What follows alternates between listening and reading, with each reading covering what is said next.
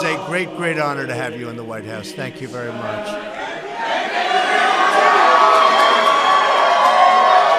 They call this, as you know, this is Young Black Leadership, and it's the summit. And to have you here is truly my privilege. And we're going to have a lot of fun. We're going to talk. We're going to meet. But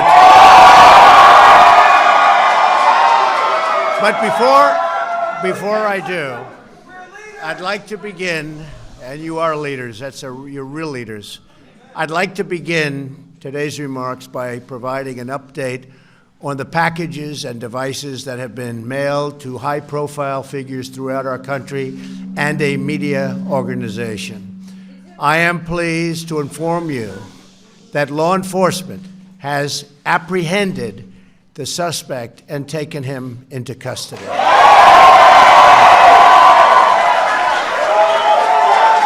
It's an incredible job by law enforcement. We've carried out a far-reaching federal, state, and local investigation to find the person or persons responsible for these events.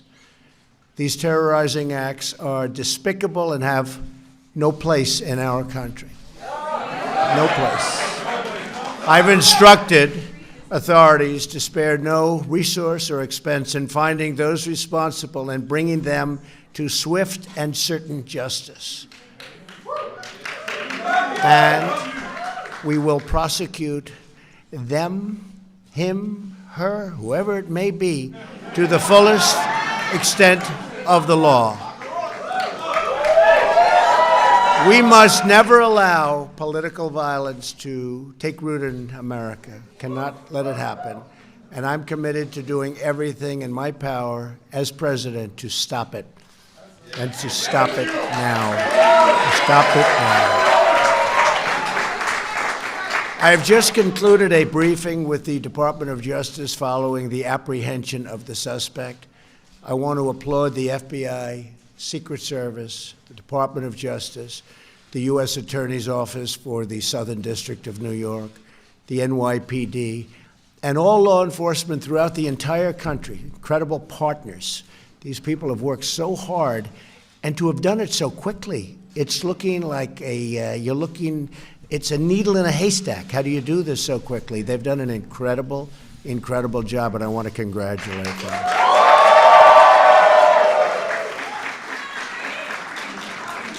But a bottom line is that Americans must unify, and we must show the world that we are united together in peace and love and harmony as fellow American citizens. There is no country like our country, and every day we are showing the world just how truly great we are. So you are really very special people. I wanted to say that before our little talk. And I appreciate the time you've given me. And boy, one day, one of you is going to be standing. It could be 3 or 4 of you, actually.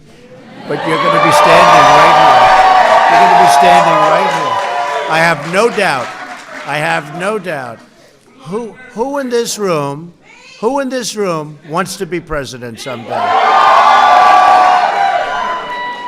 So it's an ambitious group. It's an ambitious group. That's great.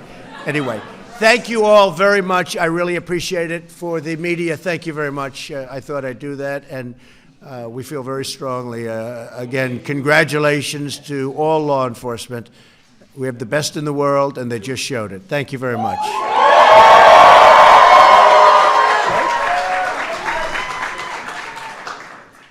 Now to the subject at hand. And it is my great honor to be with so many brilliant, and that's what you are, brilliant, courageous, patriotic, and proud Americans.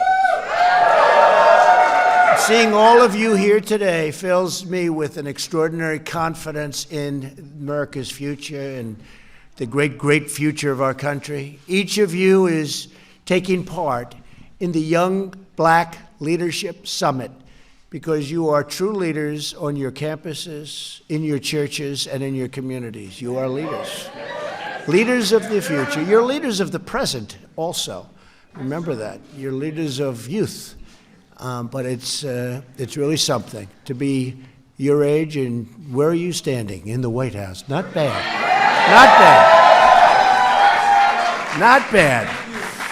And each of you is playing a historic role in making America great again for all Americans.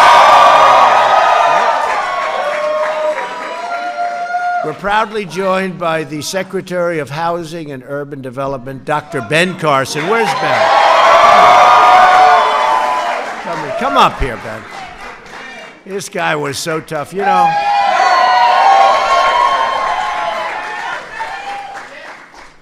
I had to run against him, I want to tell you. He was brutal, he was tough. And he's my friend. He's my friend. It's amazing the way you can respect somebody. You are.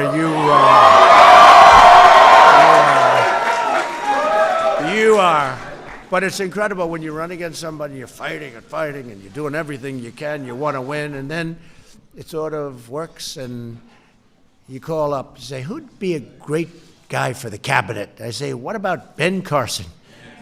And Dr. Ben, he's one of the greats, and he's our friend. He was some tough customer, though. I don't want to have to go through that again, Ben, right? Well, I also want to thank my friend, Charlie Kirk from Turning Point USA. What a great person. Worked so hard. And Charlie has done a very special job. You know why? He found somebody who's an incredible person. Candace Owens. An incredible person. In fact, Charlie may go down. His greatest achievement may have been finding Candace Owens. I don't know. That's not bad, Charlie. That's not bad. Anyway, two incredible people. Thank you very much, Candace. Charlie. Thank you. Thank you. Thank you, man. Each of you represents the future of our nation. You know that. You are not afraid to stand up for your beliefs or stand against injustice. You refuse to be told by the same failed voices how to think or what to believe. You understand that. And you see what's happening with our country, how great it is, and how well different groups of people are doing. I mean, nobody would believe this. The Democrats are very nervous, I will tell you. They're, you know, supposed to be automatic. They do nothing for you, and that was supposed to be automatic. Not anymore. Not anymore, right? But you're not intimidated by the forces of political correctness because you embrace your own right to free thought and to free speech. History is fashioned by those like you who step up to the plate and get into the game and get the grand slam home run. I was going to say home run. Let's go for the grand slam home run. Right? That's what you're doing. That's what you're doing, man. That's what you're doing.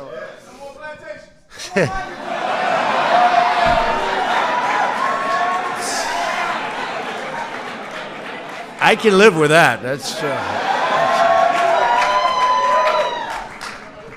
I was never a fan. You know that, right? I don't know. Not everybody's going to understand. I was never a fan. I guess I proved to be right.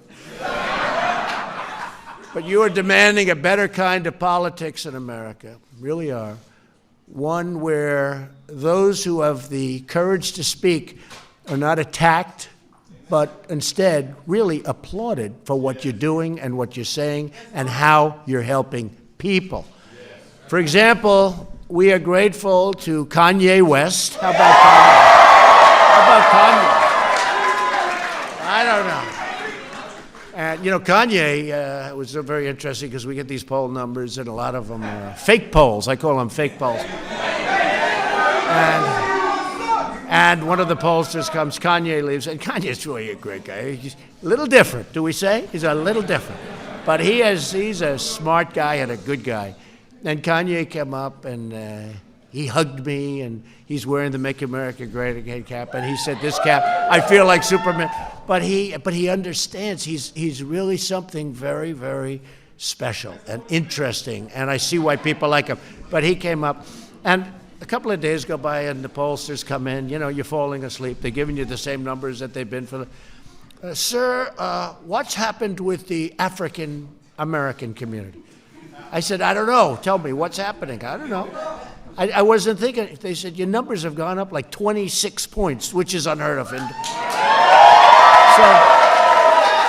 so I think Kanye, he may be the most powerful man in all of politics, right? But Jim Brown, you don't know, most of you are too young. So I think if Jim Brown were playing football today, and I don't know if does anybody know what lacrosse is? Lacrosse is a tough game. It's a great game, it's a tough game. He may have been the greatest running back of all time, may have been the greatest football player, Jim Brown. They say he was an even better lacrosse player. You've heard that. See, he's a little bit older. He's half my age. But they say that Jim Brown may have even been a better lacrosse player than he was a football player, if that's possible. In other words, a serious athlete, right? Big Jim. If Jim were playing today, take the highest salary of the NFL and double it. That's how great he was. He would run through him, preferably around him. Doesn't need to get slugged, but he would run through him, he'd run around him, he'd run any way you could, but you couldn't stop him. He was something really special, and what a great guy. And he's been there for a long time. He's been with us for a long time. And he sat and he watched Kanye, and I watched Kanye, and Jim's going, man, I've never heard anybody like this. Jim is the strong, silent type, and that's good too. But that was a great day, having the two of them together. Very different, but they both believe in us. They both believe in what we're doing, as do many others, many, many others. Thank you, Mark. Thank you. And many of you have been attacked and called vicious names for being willing to speak out for what we all believe in. The conservative movement, and Candace, you and Charlie and so many, and Ben, by the way, Dr. Ben has done so much for the movement. People see what's happened. They see what happens to their lives. It's a movement of tolerance and unity and progress, and a lot of people don't understand that, but they're finding it out. They're attacking us because we are speaking the truth, changing people's minds, and proving every day that our policies work and that we are really doing what's right and what's good. And I get attacked also. You get attacked. I get attacked all the time. In fact, I'm just thinking, come to think of it, who gets attacked more than me? Ben, does anybody get attacked? I get attacked. I get attacked. I think maybe more. Maybe more than anybody, I don't know. I can do the greatest thing for our country, and on the networks and on different things, it will show bad. They will take it back. He got fake news. But they will, no matter what, if it's, I won't use examples, and today is just sort of a very special day because we caught somebody that hopefully, that'll all pan out to be 100%, but it probably will. But today's a special day for that reason. But, we all get attacked, and we're smart, and we understand where they're all coming from. And there's another word that I can just look at these incredible, beautiful, and handsome faces. See, today you're not allowed to use those terms because, they'll say, but you know what? I'll use it anyway. Beautiful, handsome. Well, look at all these handsome faces. I'll use it. Candace, I'll take my chances on that, okay? It's not politically correct. We have to bring that back into the world of being okay, right? Don't you agree? We're going to bring that back. But I see it. You really understand what's happening. You've got it. You're very special. You've got it. And that's why you're here. And other people aren't. But there's a word. A lot of people are jealous of you. They're very jealous. And jealousy is a very bad thing. It's mean. It's nasty. But people that are jealous, they never make it. They're jealous, they never make it. They'll be looking at you in 20 years, and you'll be at this plateau that they just will be so angry, and it's just... But remember, there's a word called jealous, and you have a lot of people that are very jealous of you and how far you've come and how quickly you've come. So I just want, it's an unfortunate thing, probably will be with us for a while, but that's a word that we have to understand because it's used against us very much. The word jealousy. The worst tendency in our politics is to tell people what they should believe based on their race or religion or color or creed. Right? Such a setback. We reject the politics of division, and we embrace the unity of being American. It's really great.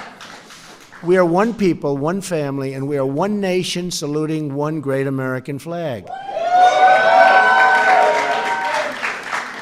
And by the way Jim Brown talked about the flag the other day was great. I said, I hope we have that because it was beautiful. What he was saying was just incredible. As well as I've heard anybody say it, I've heard everybody talking different views, different everything about the kneeling or the not kneeling. Jim Brown, the greatest of them all, Jim Brown talked about the American flag, and we have it, and it was incredible. And these folks have it, and I wish they'd put it on because it was incredible. Our agenda of America First belongs to every citizen, and we will put America first. You know, we haven't been doing that, and we've been taking care of countries that don't even vote for us at the United Nations. You know, we give tremendous amounts of aid to countries that don't need it. We take care of military protection for countries that are rich. By the way, they're starting to pay up. They're starting to pay up. If you folks don't mind, they're starting to pay up. Beautiful. So, and then they don't take care of us. They don't even vote for us. We had a case with Israel where we needed some help, and we had like 2 votes. And then I said, you know, all these countries, we give billions and billions and billions of dollars in aid. And I just made a statement. I said, I want you to know that we are watching you, and we are watching you vote today on Israel. And we don't like what we're seeing. We've backed you, and we need this vote. And because Israel has been a great ally, we've done a lot for them, but they've done a lot for us. And in the Middle East, it's nice to have somebody that you can rely on. And so what happens is we end up getting 68 votes. So we went from 2 to 68 because we said, aid, you're not going to get it, or maybe you're not going to get it, or we're watching. You have to watch. And amazing how that changes the vote. Isn't it amazing? But whether you're African American or Hispanic American or any American, really any American at all, you have the right to live in a country that puts your needs first. So we're so thankful. Because people said, I mean, I heard this one a couple of weeks ago. I said, give me a break. They said, America first. That could be racist. I said, racist? Racist. Why is that racist? Here we are. I think does everybody in this room agree? You're living in America. America first, right? We're here. Racist.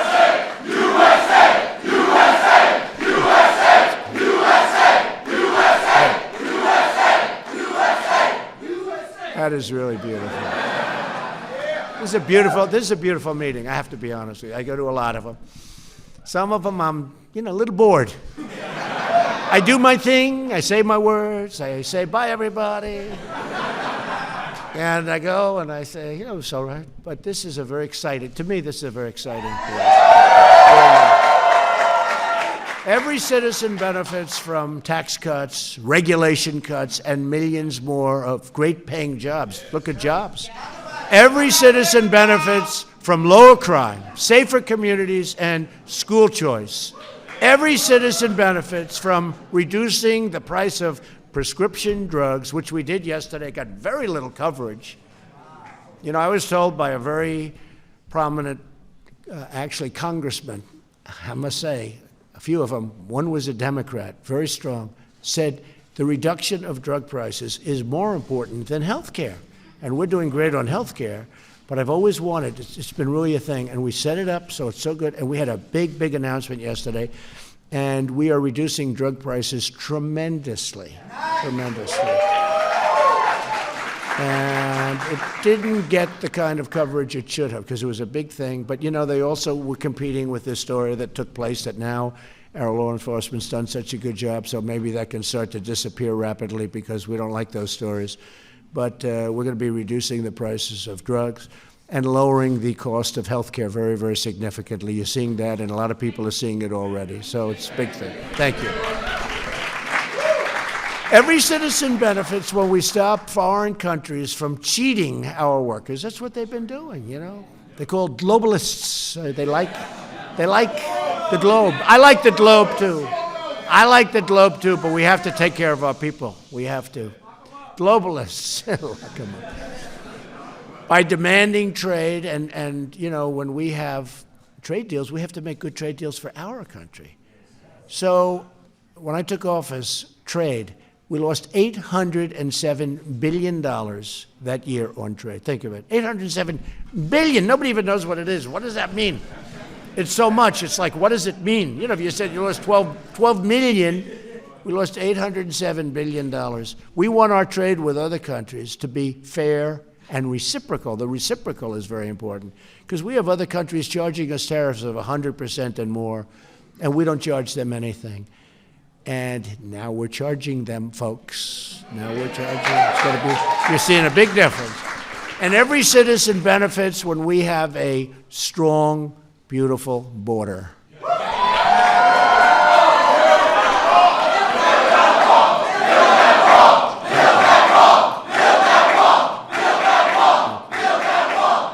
And that's happening. And we have a big, as you know, they call it the caravan. It's a big caravan. And I called up the military. This is the military, greatest military in the world. I called up the military. We're not letting them in. They ought to go back now because we're not.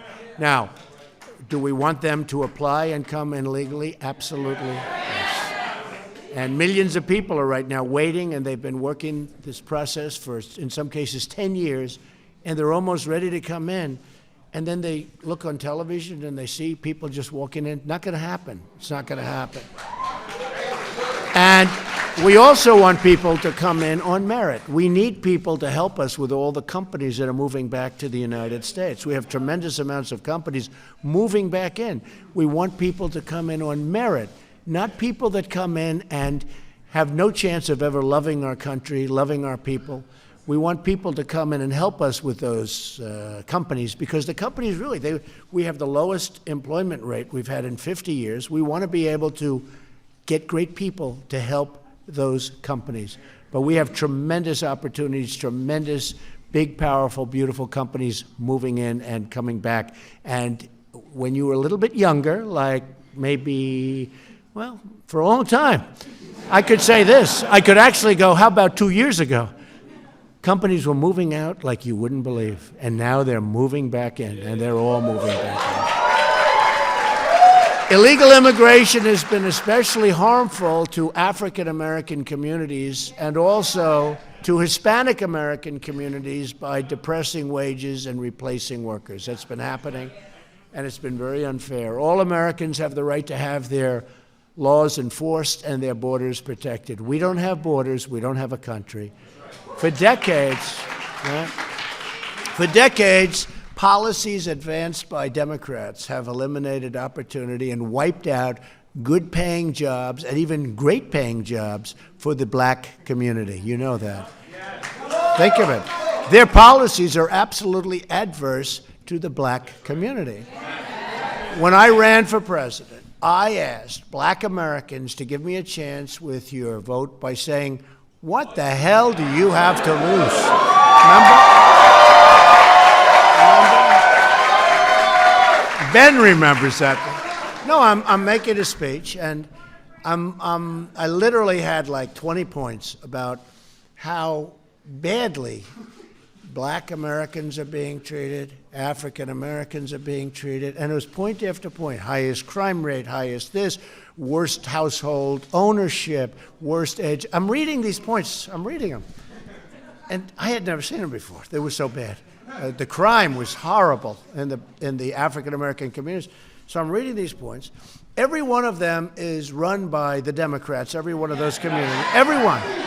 So I'm reading it, crime, the worst education, worst median income, everything, just point after point. Highest employment rate in the whole country by far. By the way, African American youth, unemployment rate like 58%, 58%. So I'm reading these numbers, and I just looked up. I say, vote for me what the hell do you have to lose? Now, I'm going to be honest with you. So I finished the speech, and I got a big applause. But I finished the speech, I walked back, and my people told me, "Sir." I said, "What?" "You shouldn't have said that. That's disrespectful." I said, "What's disrespectful?" "What the hell do you have to lose?" I said, "What's disrespectful?" And then I said it over and over at every speech. And you know what? My poll numbers, you saw, with African American went up, up, up, up, because they started saying, he's right. He's right. Hey, so much for so-called handlers, folks, right?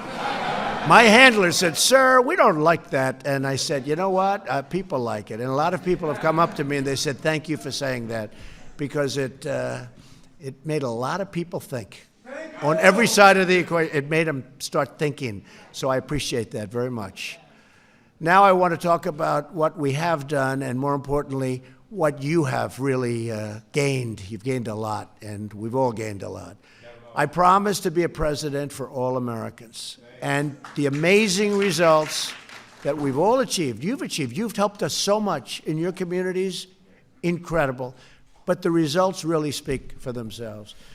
It was just announced last quarter that the economy beat all expectations, growing at 3%, 3.5%, and now they think it could be well into the 4s.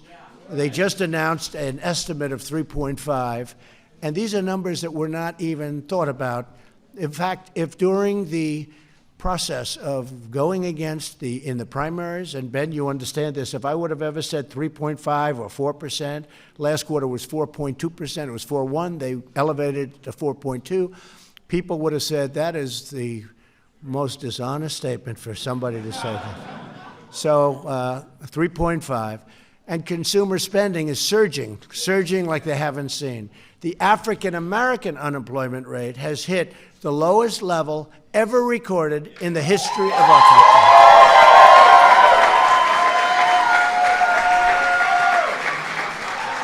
And that took a big, beautiful, I mean, the change has been so incredible just in the 2 years. But think of that, that's in history, That's a tough soundbite for my opponent when we run, whoever that opponent's going to be. By the way, African-American unemployment is lowest in history. I don't know how you beat that soundbite. And we're going to do better and better and better. But now we'll just make it better and better. I vote Democrat again. You're right.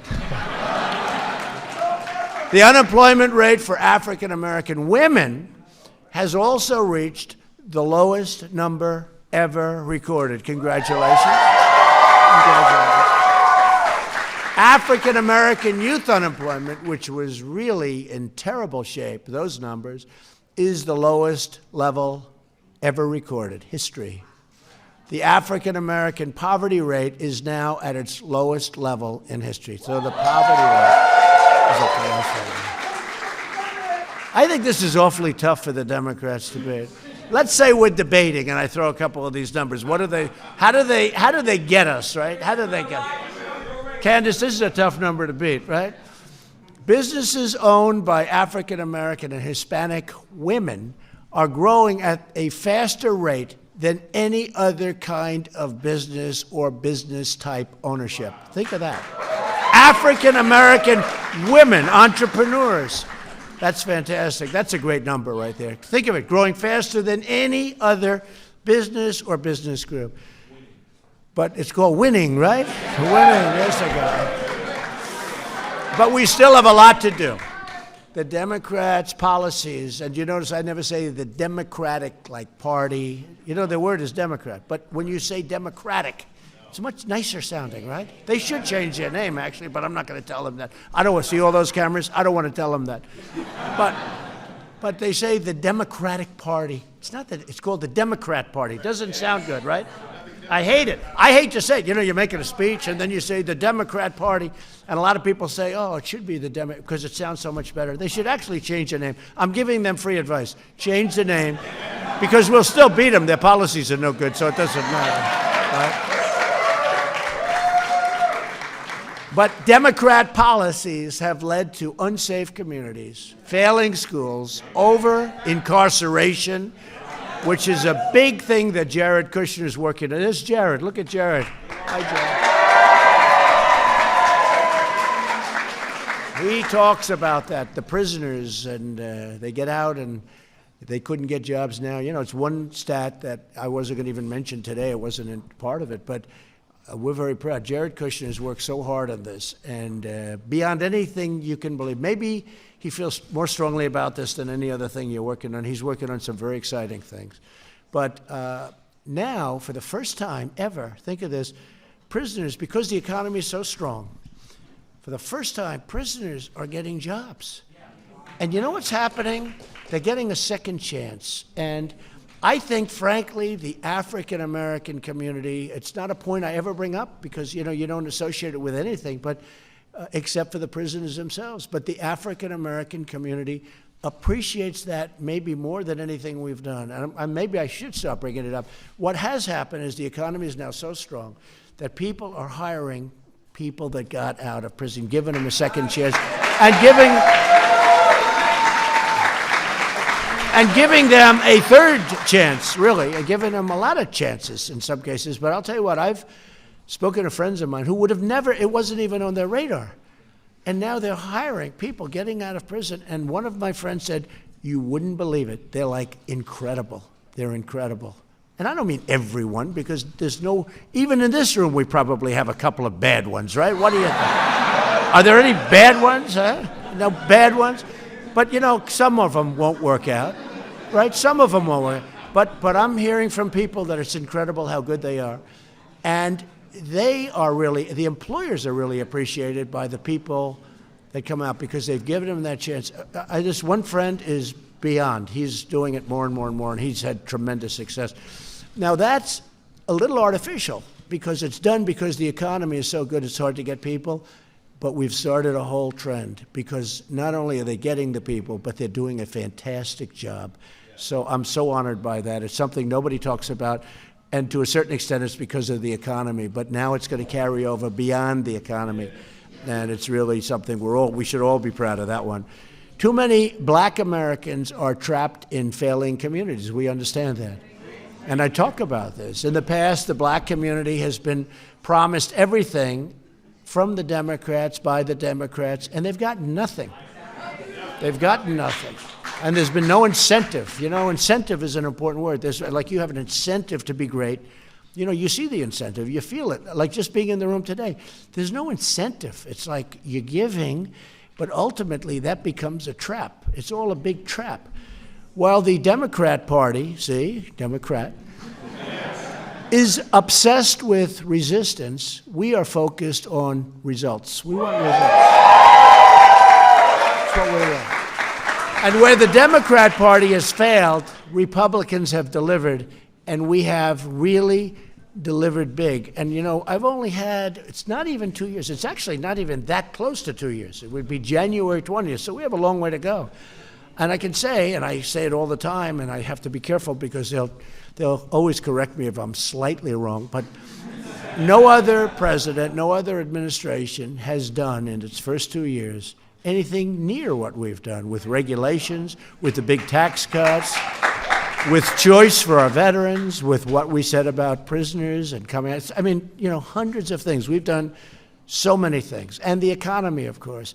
And remember one thing, because I always consider him to be a true great, and people never give us credit for this. Abraham Lincoln was a Republican, right? Right?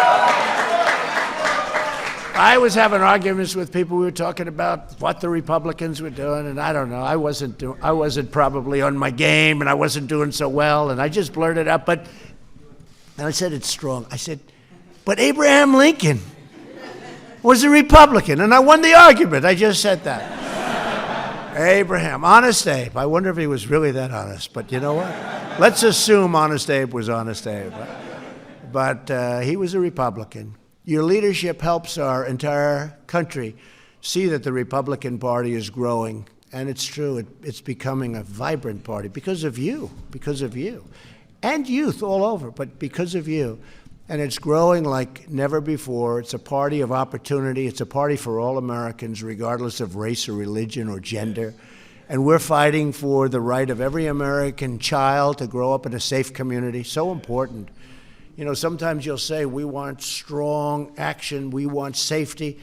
And they'll say, well, is that a racial comment? Is that a racist comment? You know, we want safety. We don't want people hurt when they go and buy bread. And I've been with too many people. They've lost their sons, they've lost their daughters to just bad policy. And they're devastated, and they're devastated.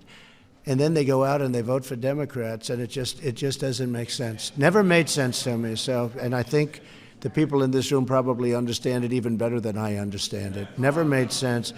But you have the right to attend great schools and to graduate with access to a rewarding job and a lifelong career. You want to, you know, like I think this room, 95% of this room probably gets up in the morning and you can't even sleep. You're excited by life. I'm excited. I am. You're excited, right? You're excited. But, you know, and it's true. You want to, and you want that. You want to run to your job if you like your job. By the way, if you don't like your job, if you don't like what you get something else. The nice thing is, see, now you have the choice. Before, people had to hold on to their job because it was not the same. Now you can really go look at 7 jobs, 10 jobs. You pick the one, and if you don't like it, you go to another one. But now you really do, because there's nothing like wanting to go to the job, and you'll do better because you like it. Each of you here today are very special people. Through your voice, your engagement, and your activism can help make the future of this country even better. Even better. As great as it is, as great as it's becoming, we've made such progress over the last 2 years. You're going to make it much better. You're doing something very important. You're really at the forefront of something unbelievably important, and you know what I mean. It's historic. It is historic. It really is. It's historic what you're doing, and that goes for you two. And Ben, I don't know, you're from a different age, Ben. Hey, Ben's been at the forefront, though, when you think. You know, he was a great doctor, great doctor. I've had friends that had difficulty, and they called me and they said, and I sent them to Ben, they said, even though he's now judge of housing, and he figured it out quick, I said, do you know much about housing? He said, not that much. I said, yeah, but you're as smart a guy as there is. You'll figure it out. He's all figured it out. You figured it out, Ben, huh? But he was a great brain surgeon, and I've actually sent people to, just for reference, you know, like they have a problem, and you have given them great advice. He sent them to the right people, just as a thing to do, people that were in big trouble. Ben Carson is a special person. So you are all the future of this nation, I have to say that, and there's nothing you cannot do. There's nothing you cannot do. And you're not alone. You're giving courage to others. You're opening up their minds. And to start fighting, you're really fighting for real change. This is real change, and you're not even fighting for it. You're doing it it's like you're just doing it. We don't even have to fight for it. Once you're on the right path, you don't have to fight for it. You're just doing it. It's just happening. And it's happening, again, because you love what you're doing. You see it. You have well, thank you. And you have a clear, and I love you too.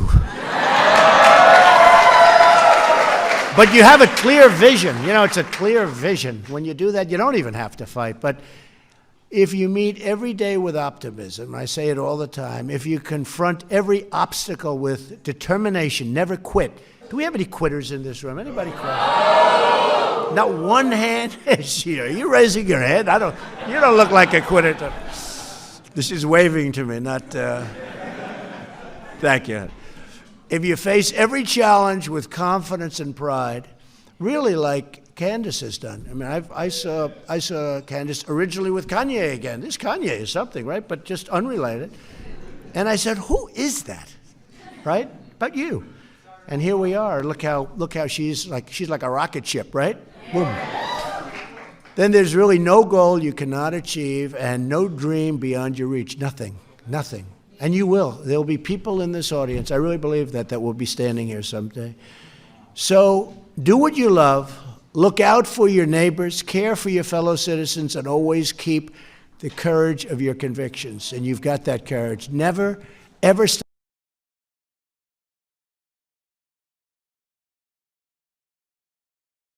All right, folks. So we are in the process of getting footage from inside the Pentagon, where they're going to have a joint press conference between Department of Defense and also Homeland Security regarding sending troops, the active military troops, not reserves or anything like that, active military troops to the southern border with Mexico as the caravan makes his way up north. So make sure you guys stay tuned live here at Golden State Times.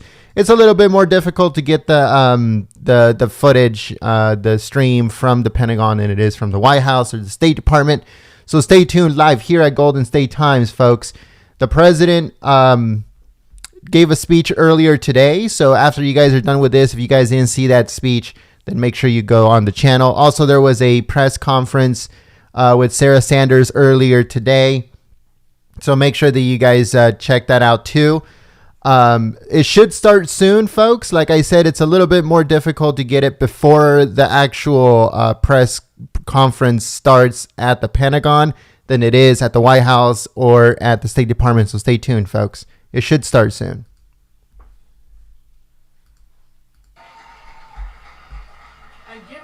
A third chance, really, giving them a lot of chances in some cases. But I'll tell you what, I've spoken to friends of mine who would have never, it wasn't even on their radar. And now they're hiring people getting out of prison. And one of my friends said, you wouldn't believe it. They're like incredible. They're incredible. And I don't mean everyone, because there's no, even in this room, we probably have a couple of bad ones, right? What do you think? Are there any bad ones? Huh? No bad ones? But, you know, some of them won't work out. Right? Some of them won't work. But I'm hearing from people that it's incredible how good they are. And they are really, the employers are really appreciated by the people that come out because they've given them that chance. This one friend is beyond. He's doing it more and more and more, and he's had tremendous success. Now, that's a little artificial because it's done because the economy is so good it's hard to get people. But we've started a whole trend because not only are they getting the people, but they're doing a fantastic job. So I'm so honored by that. It's something nobody talks about, and to a certain extent it's because of the economy, but now it's going to carry over beyond the economy, and it's really something we should all be proud of that one. Too many black Americans are trapped in failing communities. We understand that. And I talk about this. In the past, the black community has been promised everything from the Democrats, by the Democrats, and they've gotten nothing. They've gotten nothing. And there's been no incentive. You know, incentive is an important word. There's, like, you have an incentive to be great. You know, you see the incentive. You feel it. Like just being in the room today. There's no incentive. It's like you're giving, but ultimately that becomes a trap. It's all a big trap. While the Democrat Party, see, Democrat, is obsessed with resistance, we are focused on results. We want results. That's what we want. And where the Democrat Party has failed, Republicans have delivered, and we have really delivered big. And, you know, I've only had, it's not even 2 years. It's actually not even that close to 2 years. It would be January 20th, so we have a long way to go. And I can say, and I say it all the time, and I have to be careful because they'll always correct me if I'm slightly wrong, but no other president, no other administration has done in its first 2 years anything near what we've done with regulations, with the big tax cuts, with choice for our veterans, with what we said about prisoners and coming out. I mean, you know, hundreds of things. We've done so many things. And the economy, of course. And remember one thing, because I always consider him to be a true great, and people never give us credit for this. Abraham Lincoln was a Republican, right? Right? I was having arguments with people. We were talking about what the Republicans were doing, and I don't know. I wasn't probably on my game, and I wasn't doing so well, and I just blurted out. And I said it's strong. I said, but Abraham Lincoln was a Republican, and I won the argument. I just said that. Abraham, Honest Abe. I wonder if he was really that honest, but you know what? Let's assume Honest Abe was Honest Abe. But he was a Republican. Your leadership helps our entire country see that the Republican Party is growing, and it's true. It's becoming a vibrant party because of you, and youth all over, but because of you. and it's growing like never before. It's a party of opportunity. It's a party for all Americans, regardless of race or religion or gender. And we're fighting for the right of every American child to grow up in a safe community. So important. You know, sometimes you'll say, we want strong action, we want safety. And they'll say, well, is that a racial comment? Is that a racist comment? You know, we want safety. We don't want people hurt when they go and buy bread. And I've been with too many people. They've lost their sons, they've lost their daughters to just bad policy. And they're devastated, and they're devastated. And then they go out and they vote for Democrats, and it just doesn't make sense. Never made sense to me. So, and I think the people in this room probably understand it even better than I understand it. Never made sense. But you have the right to attend great schools and to graduate with access to a rewarding job and a lifelong career. You want to, you know, like I think this room, 95% of this room probably gets up in the morning and you can't even sleep. You're excited by life. I'm excited. I am. You're excited, right? You're excited.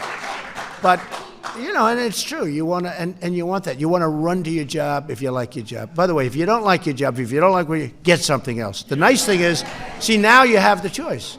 Before, people had to hold on to their job because it was not the same. Now you can really go look at 7 jobs, 10 jobs. You pick the one, and if you don't like it, you go to another one. But now you really do, because there's nothing like wanting to go to the job, and you'll do better because you like it. Each of you here today are very special people. Through your voice, your engagement, and your activism can help make the future of this country. All right, folks, so we have, give me 1 second. We have footage from inside the Pentagon now, so that's good. So now we're going to be putting it up on your screen in just a second as we get everything ready for that press conference. This is very important, folks. I know that sometimes people get angry because of the titles that we put or whatever, or they just complain. But this is really, really important, and we need to pay attention to this because it's something that's going to be happening within the next few weeks. So stay tuned. I'm going to be putting it up on your screen in a second here as I get everything ready to go for you folks. And then we'll go on from there. Thank you so much for choosing us as your stream of choice. Please share the live stream on social media like always. Thank you so much.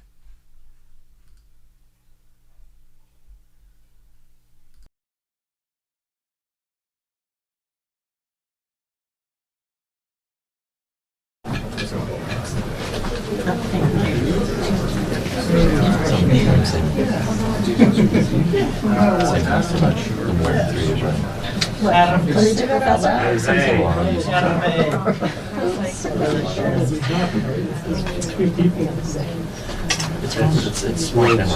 I'll get you in a second. Oh boy. You know about being possessive as a we and my team. So I just go Everybody hates that. Say it in front of them the next session. He hates that. Drives him nuts. I gotta talk to Bruno. Always going down. They may bench him. Eli. How do you go from a World Series champion to one? Kevin did the night waiters and carried around 4. He was Roe versus Wade. Yes. My friends came to the party today. They had on somebody had on a rig campaign shirt. And then he had You should have stayed one more year. oh, that's cool. But not on the other one.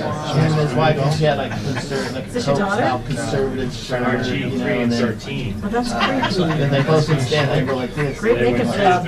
Oh, right wing.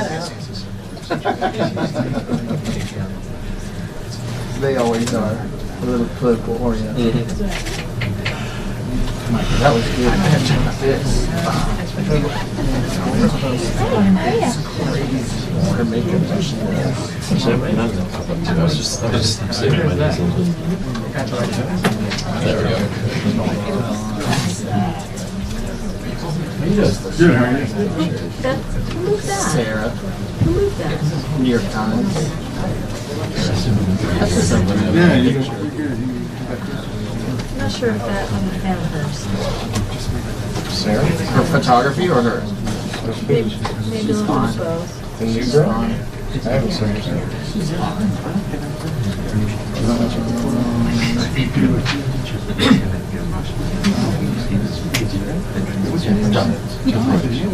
Look at this one. She paints that on herself. She painted it on her? Yeah. She does all different kinds of stuff. It's makeup. Are you friends with her? On Instagram. Look, watch this. Yeah. How the heck does she do that? She's Lots of talented. practice. She even did text backwards in the mirror. Wow. She's really You sure that's... Yeah, of course. Well, for part of it, you might not be so sure. What is she a fraud? Why would she even bother? Yeah, very, very. Yeah, when we were on the Zoom, crazy. You were fine. Yeah.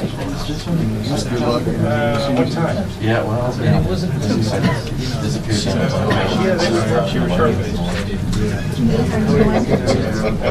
How do you start that? When you start to draw? Oh, didn't you see the beginning? Well, no. Oh, how do you like start when you're the doing first it? time ever do it. Yeah, I don't know. She's And then obviously you a did enough that you makeup. perfected. Look at that. This one is the skull. Oh yeah, the skull is really good. Oh my gosh. She's really good, but she does not just Halloween stuff. But she painted this on someone else. She painted this on someone else.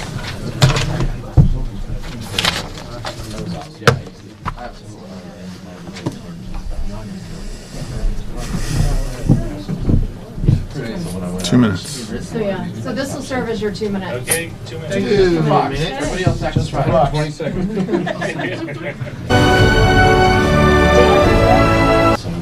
Oh, yeah. Confidence is high. Oh, yeah. I'm aware. Oh, yeah. You know what I like? It's on time. Dance on time. Oh, this is So on this is time. on time. It's like precision. Now y'all don't ask a lot.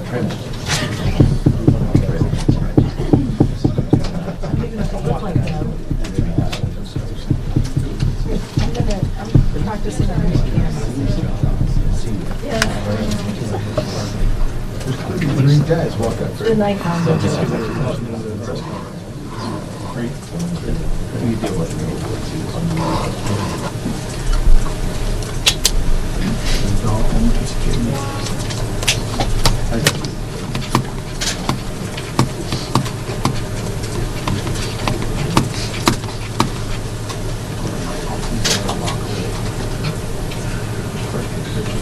All right, folks, so it's starting very, very soon. Please share the live stream on Twitter, Gab, Reddit, any of the social medias would be amazing. Thank you for your help. And also, don't forget to smack the thumbs up button. Thank you. It's starting very soon.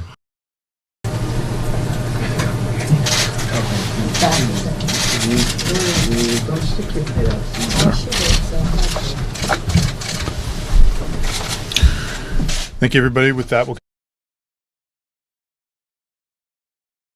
and the Department of Defense deployment at the southwest border. Each of the principals here today will deliver a few remarks, after which we'll open it up for a few questions. With that, I'll turn it over to Commissioner Kevin K. McAleenan. Good afternoon and welcome.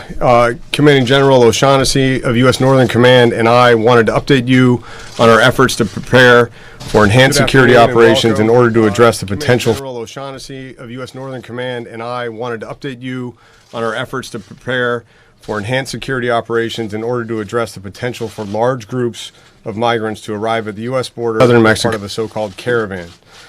As of this afternoon, we continue to track a large group of approximately 3,500 traveling through southern Mexico with a stated intent to reach the U.S. border.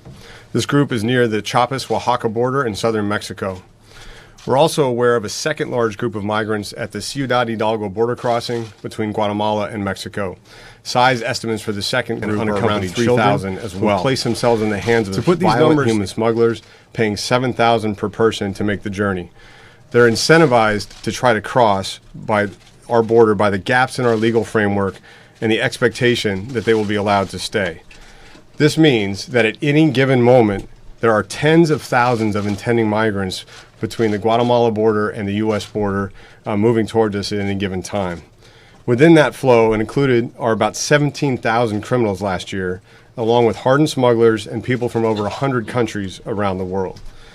And our immigration system is unable to effectively process and repatriate those without the right to remain in the United States due to extensive backlogs in our courts and court restrictions on detaining people through their immigration proceedings. What is new and challenging about this caravan phenomenon is the formation of multiple large groups which present unique safety and border security threats. For the two large groups that we're following, we have already seen the first one make unlawful entry across 2 international borders, and the second, still in Guatemala, has deployed violent and dangerous tactics against both Guatemalan and Mexican border security teams. Accordingly, we are preparing for the contingency of a large group of arriving persons intending to enter the United States in the next several weeks. Our message to the organizers and participants of this caravan is simple. As the President and Secretary Nielsen have made clear, we will not allow a large group to enter the United States in an unsafe and unlawful manner. For those that seek to cross the border illegally, we will apprehend them and fully enforce the laws of the United States. For those that seek to make an asylum claim safely and lawfully at a port of entry, the government of Mexico has already offered you protection and employment authorization. If you are fleeing alleged persecution at home, you have arrived at a safe place to make your claim. If you're an economic migrant seeking to join family members in the United States, you should return home and apply for the appropriate visa. While CBP and its DHS partners processed over 38,000 inadmissible persons claiming fear of return to their home country safely and efficiently at our ports of entry last year, there is no benefit to be part of a large group. The caravan has already been offered protections in Mexico. You will not be allowed to enter the U.S. the same way. I would like to note here that we very much appreciate the efforts of the government of Mexico to address this challenging situation in accordance with the highest principles of protection of human rights and respect for migrants, while upholding the integrity of the Mexican border and Mexican immigration law. We also appreciate the continuing communication and efforts of our Central American partners, especially Guatemala, to address the challenges of these large groups. In terms of our preparations at the border, yesterday we launched Operation Secure Line, a multi-phased and flexible operational response designed to ensure that we are prepared for any number of contingencies involved with the arrival and attempted crossing of a large group of intending migrants at our border, whether they attempt to cross at a port of entry or unlawfully in between ports of entry. An important principle here is that border security is a law enforcement mission, and as the Unified Border Security Agency of the United States, CBP is well equipped, along with support from interagency federal, state, and local partners, to manage multiple contingencies of varying size. Since we initiated our planning 2 weeks ago, we have completed updated assessments of each of our 26 crossing points on the southwest border and already deployed 100 specially trained special response team operators to prepare plans for each location. As information on the approach of a large group at a port of entry is available, we have at the ready 1,000 CBP officers, including 250 tactical enforcement officers and mobile response team professionals with training on managing contingencies, including riot control.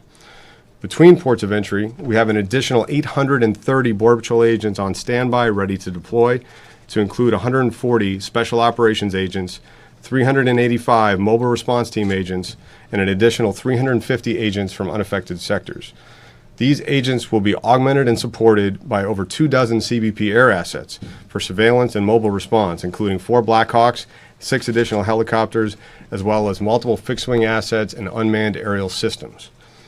Due to the large size of the potential caravans that may arrive at the border, however, the Department of Homeland Security has further requested the support of the Department of Defense. This is in addition to the 2,000 National Guard personnel already augmenting operations under Operation Guardian Support and making an impact in border security, supporting apprehensions and drug seizures since last year. Specifically, CBP has requested that DoD provide support in several key areas. significant air and ground transportation and logistics support to move CBP personnel and equipment to locations of operational focus, engineering capabilities and equipment to help ensure our ability to secure our legal crossings in key areas of the border, medical support units, mobile housing for sustaining CBP deployed personnel, and extensive planning support. I will turn it over to General O'Shaughnessy to detail DoD's robust response to our request for support in just a moment. But let me close by saying that regardless of the operational contingencies we face, along with its interagency partners and unprecedented support from DoD, CBP will ensure border security. We will not allow a large group to enter the U.S. unlawfully. We will maintain lawful trade and travel to the greatest extent possible. We will act in accordance with the highest principles of law enforcement. We will treat intending migrants humanely and professionally at all times, and the safety of CBP personnel, especially our law enforcement personnel on the front lines, as well as the traveling public, will remain paramount. Thank you.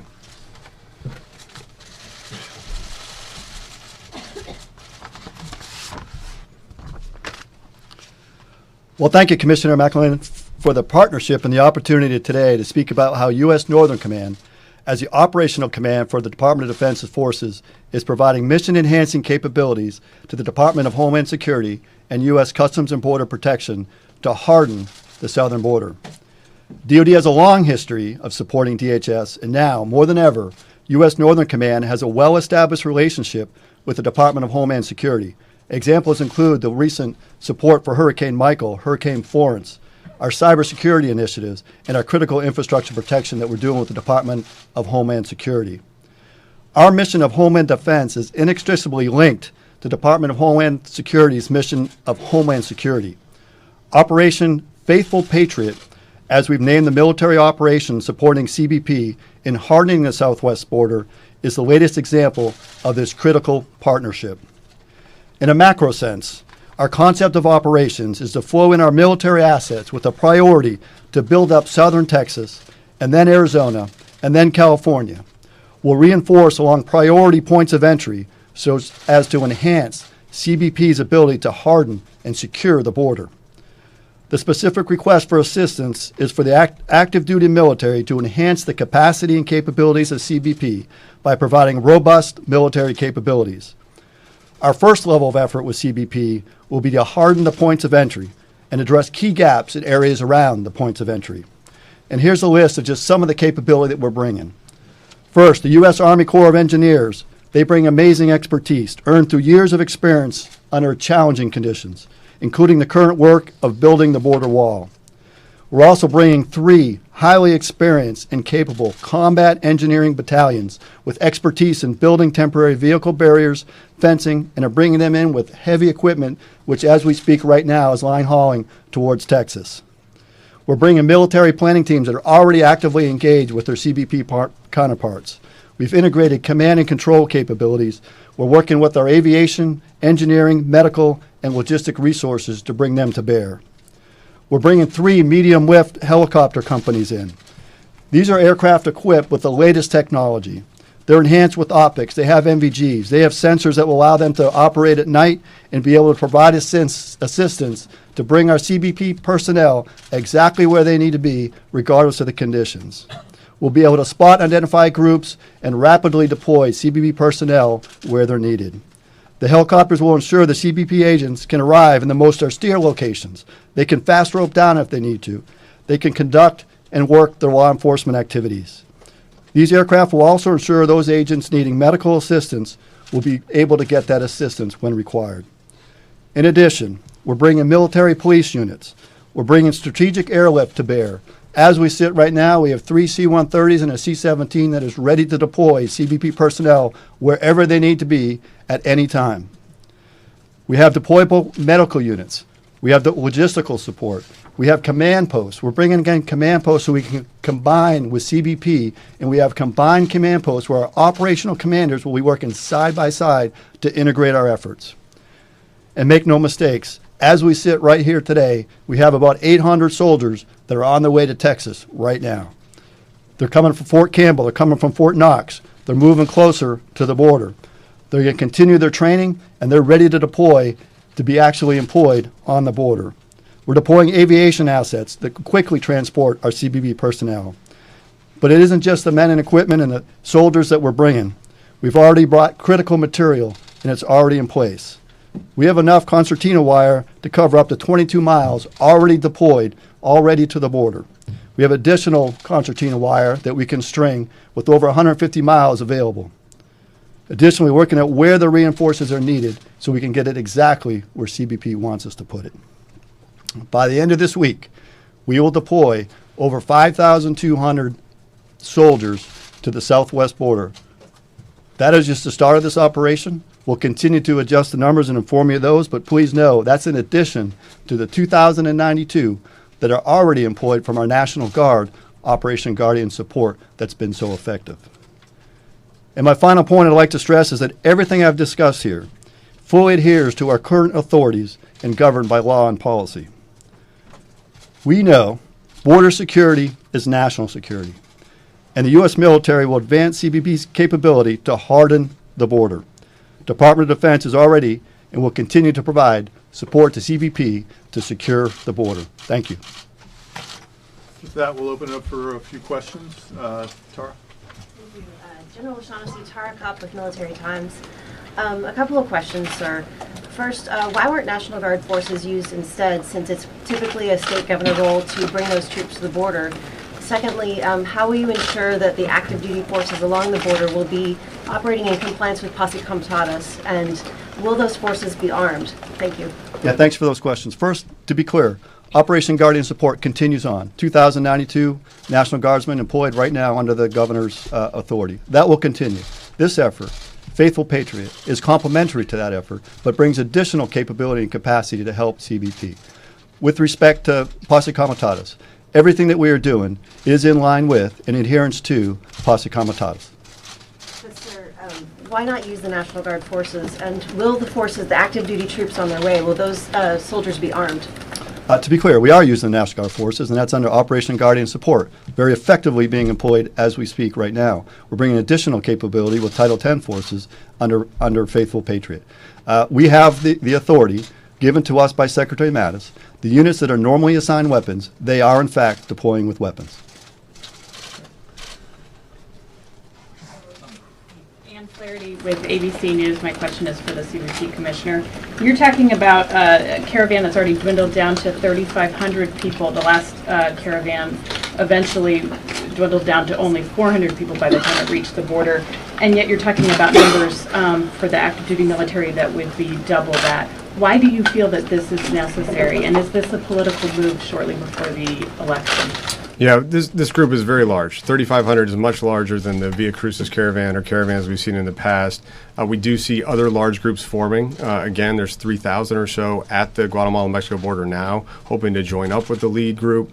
We do see other caravans forming in El Salvador and elsewhere in Central America. So we've got to be prepared for the potential arrival of a very large group. And because of the size, we want to be able to handle it effectively and safely.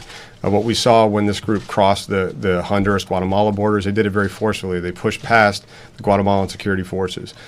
Even more risky was on the Guatemala-Mexico border, where it was a combination of near rioting on the bridge and then crossing illegally the Rio Suchate. So we saw those tactics, which are different than we've seen in past large groups, and we want to be ready for that. And we think this opportunity to harden our ports of entry, to be ready for mobile deployment between ports, is a better way to prepare for the potential arrival of a large group like this. And do you see this move as political to assuage voters that might be concerned about these caravans? No, this is a law enforcement operation from CBP's perspective, and we partner with DoD all the time to help secure our border. Nick? This question for the Commissioner. For foreign nationals who reach American soil and attempt to exercise their legal right to seek asylum in the United States, how do you plan to proceed?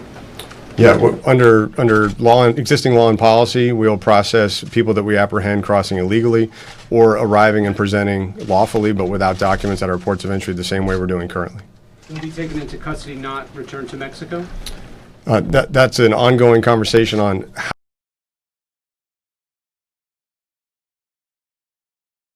All right, give me a second, folks. I don't know what in the world happened. Give me a second. How we best handle that group. If they come as a large group, we are talking with Mexico. We're also considering all potential options in terms of administration authority. Commissioner, where are the Geneva CNN? Can you tell me where the Border Patrol additional services are coming from? Are any coming from the northern border or other areas around the country? Yes. So first of all, I mentioned the special operations groups. This is the Border Patrol Tactical Unit, the Border Patrol Search, Trauma, and Rescue Teams. That's a significant portion of the mobile troops. We also have agents identified as members of mobile response teams that come from sectors all over the country. And then because the northern border sectors aren't directly affected by a potential caravan arrival, we would potentially pull a few hundred agents from the northern border if we saw the need for a full-scale operation. Is that happening in this first part, or is that potentially in the future? That's potentially in a future phase as the caravan gets closer and depending on the size of the caravan.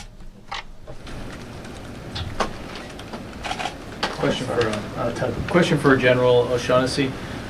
Would you say this is a national emergency, and how would you rate it on par with military efforts in Syria and Iraq, where potentially you could have more troops on the border than in those operations?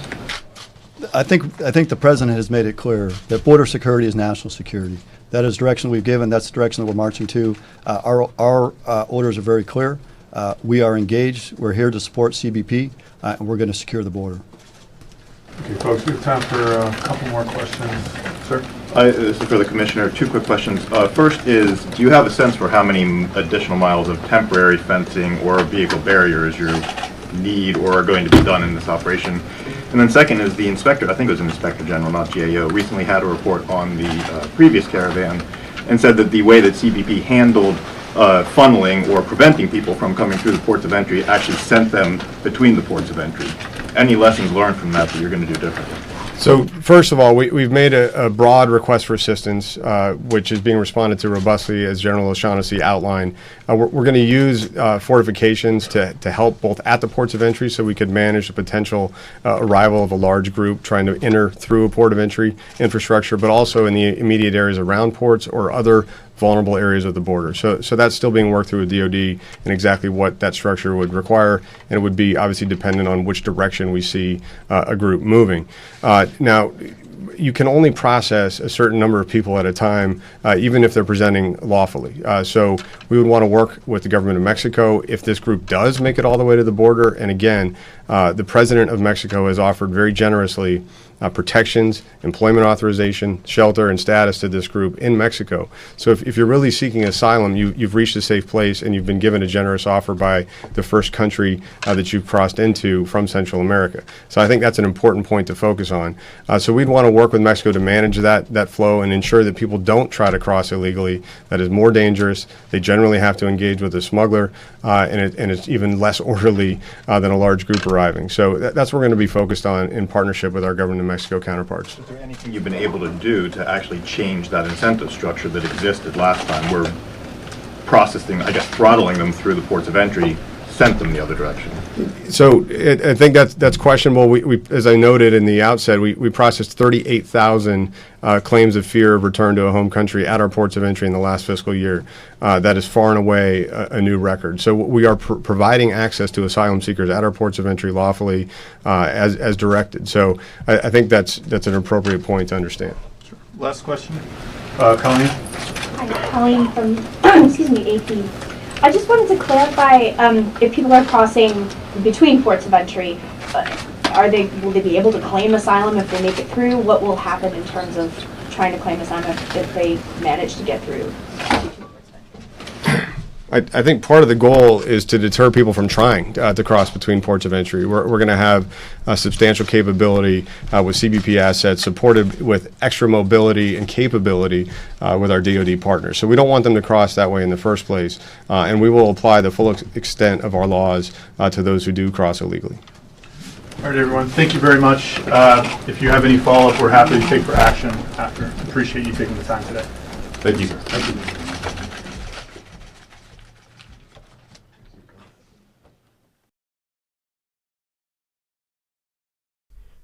All right, folks, thank you very much for joining us and choosing us as your stream of choice. As you guys saw, the troops are headed to the southern border with Mexico as we speak.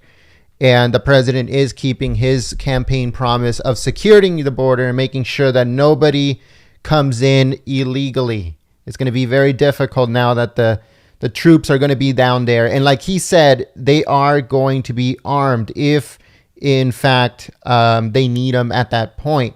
So they are going to be armed at the border. So thank you so much for joining us, choosing us as your stream of choice. If you guys like our coverage, make sure to you subscribe and you click the notification bell. We cover everything. We cover White House press briefings, State Department press briefings, Department of Defense press briefings, Trump rallies, Trump speeches and events, everything, folks. We cover everything live here at Golden State Times. So make sure you guys subscribe, click the notification bell, and also don't forget to click the thumbs up button below the video. That helps out the channel a lot.